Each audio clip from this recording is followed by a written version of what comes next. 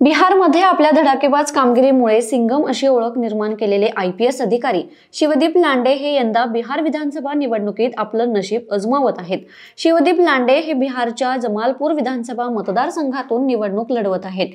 त्यांच्या समोर Indian inclusive पार्टीच्या नरेंद्र कुमार तांती आणि JDUच्या नचिकेता मंडल यांचं आव्हान आहे।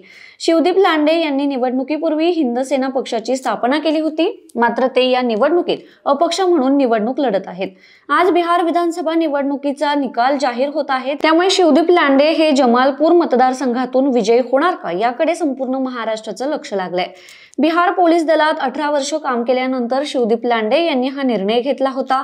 शिवदीप लांडे हे राज्याचे माजी मंत्री आणि शिंदे गटाचे नेते विजय शिवतारे यांचे जावई आहेत। 2006 बॅचचे IPS अधिकारी असलेले शिवदीप लांडे हे सध्या बिहारच्या स्पेशल टास्क फोर्समध्ये अधीक्षक होते। त्यांच्या बेधडक कामाच्या पद्धतीमुळे ते बिहारच्या जनमानसात प्रचंड लोकप्रिय आहेत।